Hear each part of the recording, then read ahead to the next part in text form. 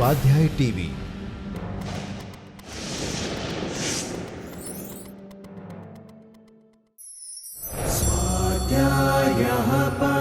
Doctor Baba Saheb Ambedkar open university.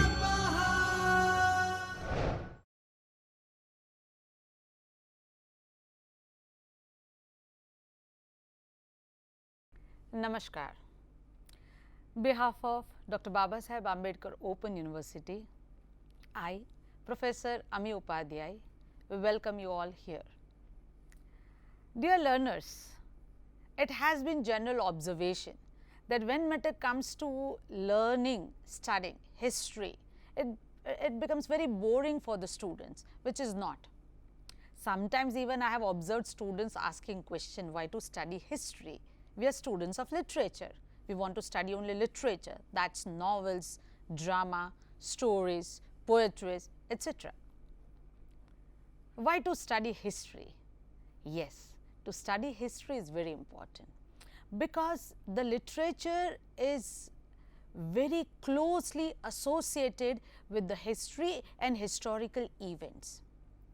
Whatever happens in the society, that always gets mirrored in the literature, and so it is very important to study history. Dear students, today we are going to talk about Renaissance. Renaissance is a French word which means rebirth, rebirth of something, renewal of something. Generally, first, when we talk about birth or rebirth, we expect what was the date, what was the day. When we say freedom at midnight, on so and so this day date, this war started, on so and so day date, this war ended. Generally, historical events may have exact date, day, time. But when matter comes to Renaissance, it is not possible that one may be able to say that on so and so day, date, time, Renaissance started. Otherwise also, when we talk about various parts, segments, time of history, we have to be very clear that historical time periods are not created by God Almighty. Historians created them, invented them. Why? To analyze history, historical events with better perspective, better outcomes. So, first of all, when matter comes to Renaissance, we cannot say that this was the definite day, date Renaissance started. Second, historical periods are to be understood history in a better way, to analyze historical events in a better way. So, this is first. Generally, now when we say that Renaissance is a rebirth, rebirth of what? The historians and authors may say rebirth of Greek literature. Yes, the classic literature, rebirth of classical writing, classics, Greek literature.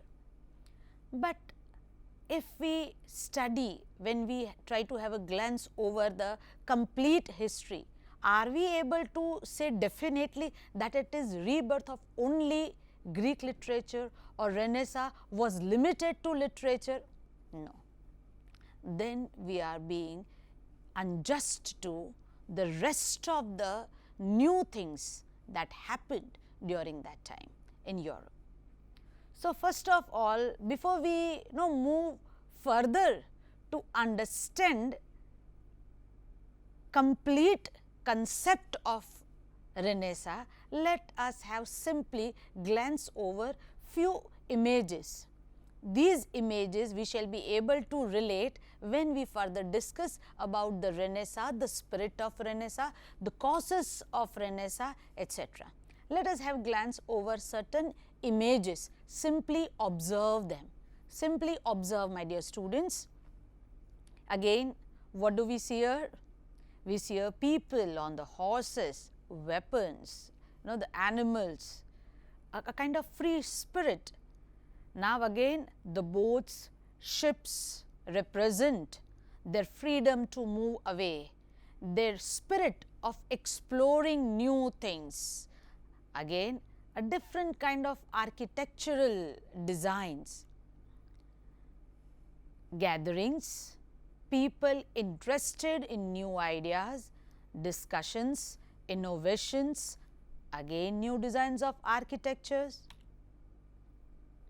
Adventure and luxury. Greek influence, again spirit of freedom, democracy. Architecture, again new architectural designs.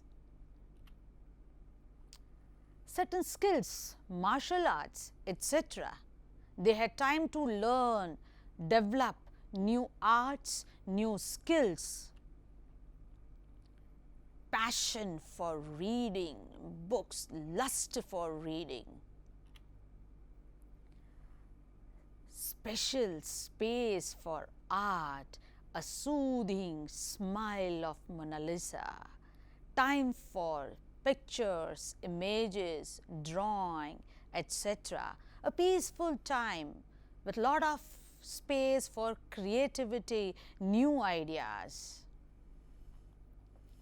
Yes, after having glanced over this, one can say that Renaissance was not simply confined to any particular department or field, that okay, Renaissance in literature or only for literature. No, it covered many more other fields also. So, it was, if we look at a larger picture, everything was there, the business, trade, reading, politics, everything was there. Now, historically, if we look at Renaissance, when did it start? When did it begin?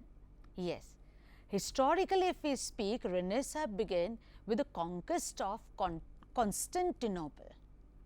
What happened? On May 29th, 1453, the Turks, they stormed Constantinople. As a result, what happened? That the Eastern Roman Empire fell. Now, what was there?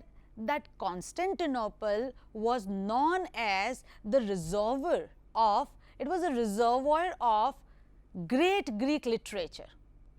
People who were interested, they wished to go there to read a lot, but things were not possible.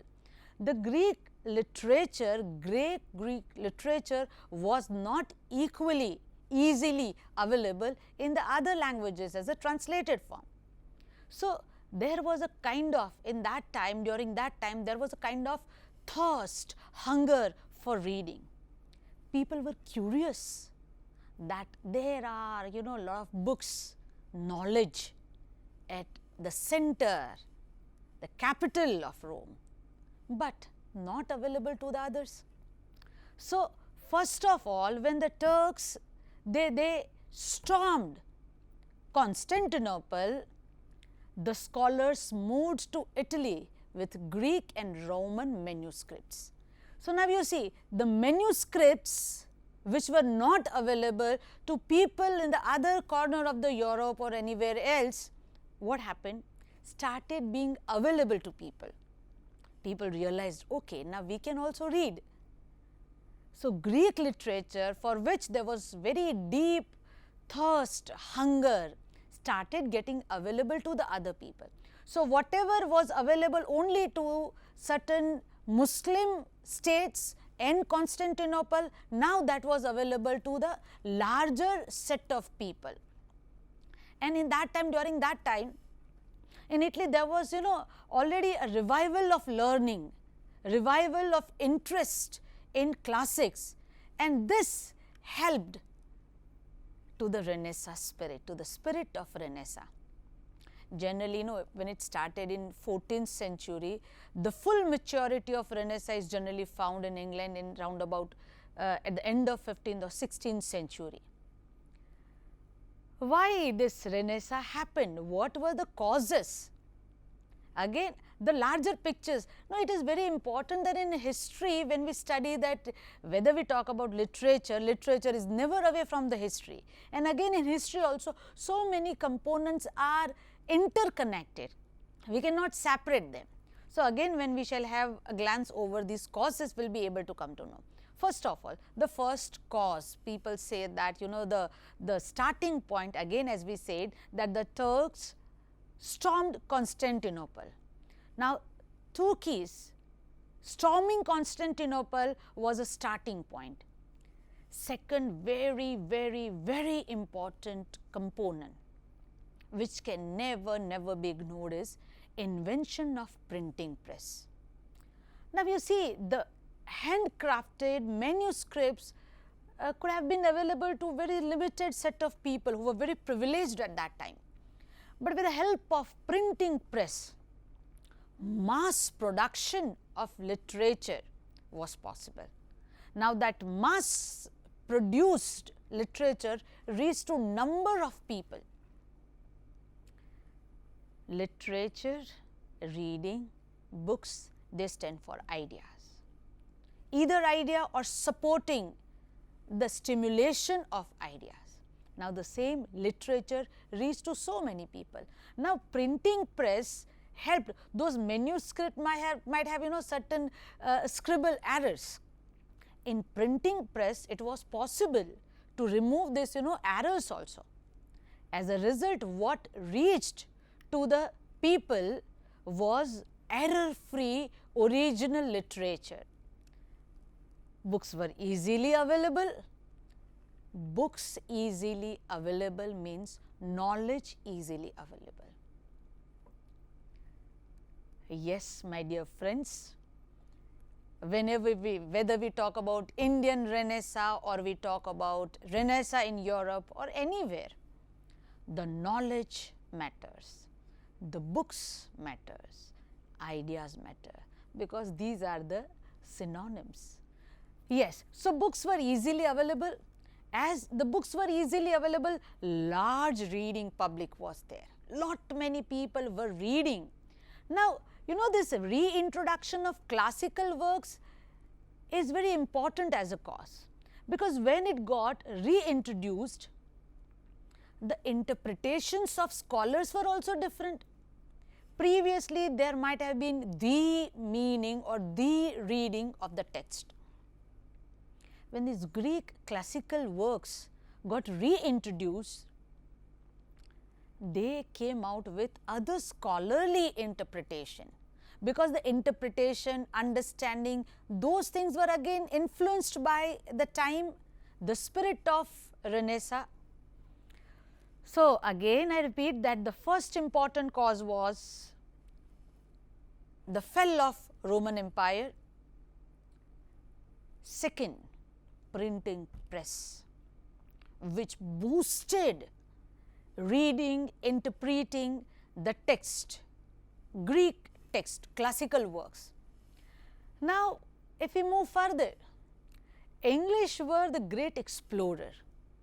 They liked to move to new places, explore new things. Now, when we have a glance over geographical inventions, they found out new places, they moved to new places, they tried to develop their trade also, business also. They went out of Europe, they went to West Indies, South America, so many places. Now, again in the whole this scenario, two things are very important. When as explorers, they moved for the trade, very sharp people, they developed business, they came back, returned with ships full of emerald, gold, silver bars, lot of luxury, money, lot of things. When they returned, they did not have simply this luxury, diamonds and pearls and emeralds and silver and gold to utilize, but they had stories, stories related to exploring new things, stories related to adventure. So, when they returned, they share these stories of their journey, their exploration, new places. They shared these tales with the other people who could not move. Now, you see, all these things satisfy curiosity and at the same time motivate the curiosity. Oh, there are places like this, there are people like this, and there are possibilities, opportunities like this. So, they shared. And now again, two things as I said. First, that luxury, they brought to their country, to their state, to their place. And second, the stories, the spirit of adventure, freedom, space, that was again shared. Now, when they brought this luxury, this money had to be shared, had to be utilized. Where to utilize? Okay, fine.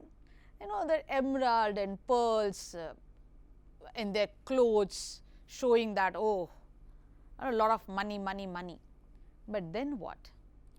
They started using it in the helping the development of architectural ideas. The same luxury, money started getting reflected in the literature of the time. When one reads drama, poetry of the time, they can see that luxury and freedom getting reflected in the literature. As a result, what happened? Renaissance had a different style of art, and artists also of that time had a different outlook, because that outlook was influenced by the exploring of new trade opportunities, new places, new geographical discoveries, Greek literature. The art of the time was also influenced, that we had a glance over the images in the starting of the session today. So, they had a very different kind of outlook, and that outlook brought a new, again the Renaissance spirit in the art even. So, new ideas, new wealth. New ideas brought new wealth made more space for new ideas in the field of architecture, literature, everything.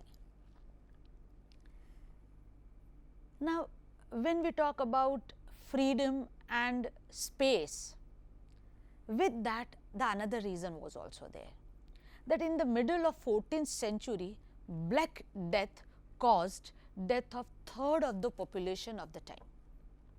Now, it is in a way very sad demise, sad event, that so many people died. But what happened? That the people remaining had, they moved to the upper standard in the social structure, because the materialistic things available to the whole of population divided among so many people. Now, only the third of the population, third of the population has passed away. So, rest of the people were the owner of all the materialistic things that was divided. So, they moved to the upper social structure. They became rich. That richness again was getting reflected in their lifestyle, they had time, they had luxury, money to spend on art, reading, etc. Another thing which happened very important, that the scholasticism and church, they were challenged, and emphasis on humanism was again in the center. That the man is in the center, the church, the religion, those things are not in the center. And that is why if we have a glance over the images or paintings of the time, lot many paintings are available, images are available, where the mother and the child, the relationship of a man and woman, they are getting reflected.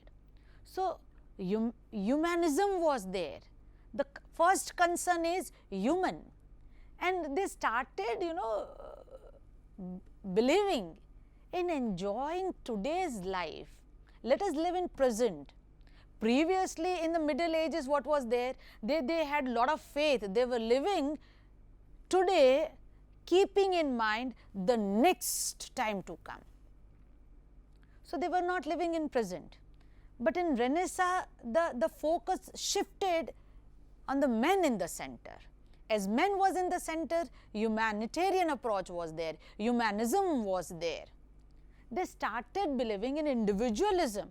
I am an individual.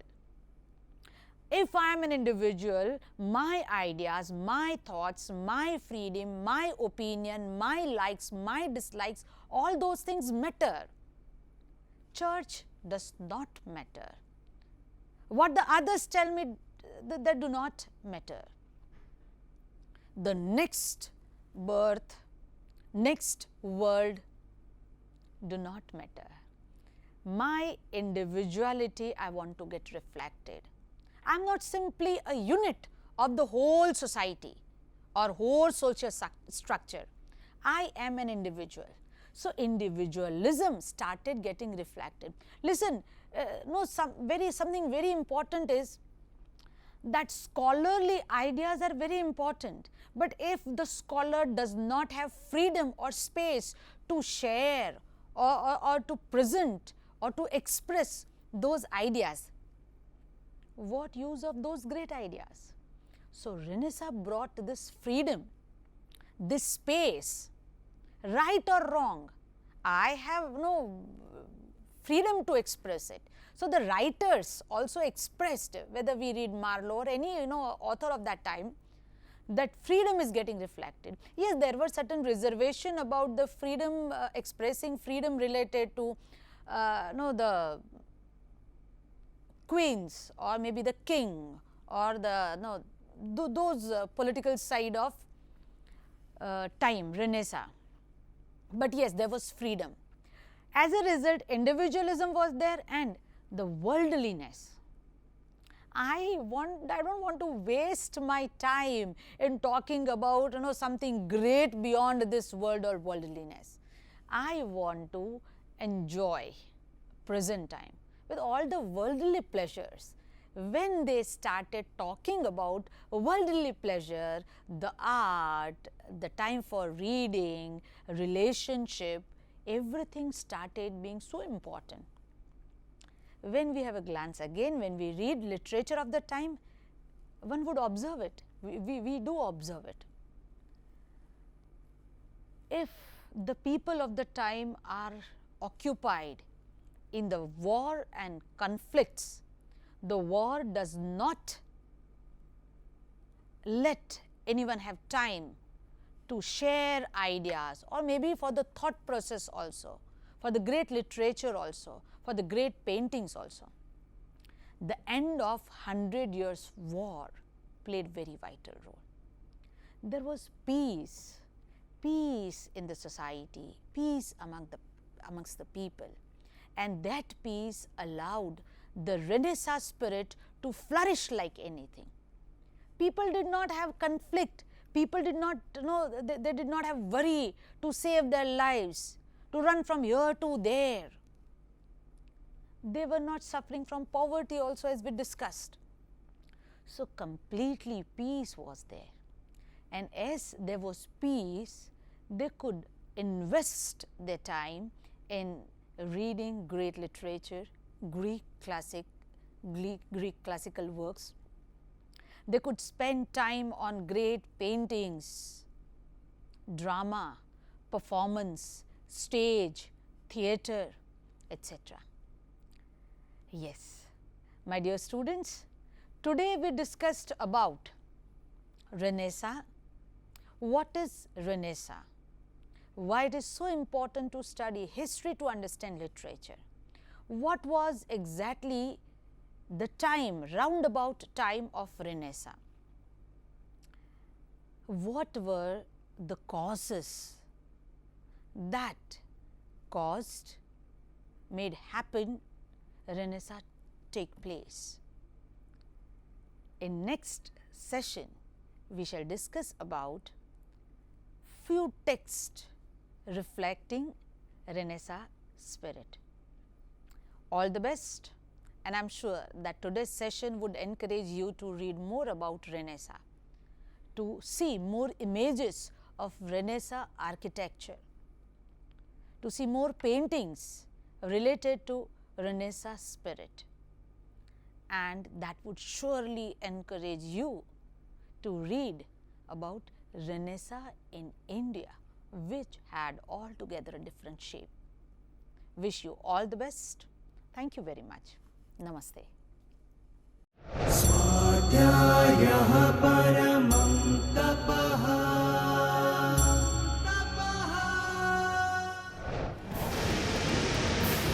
स्वाध्याय TV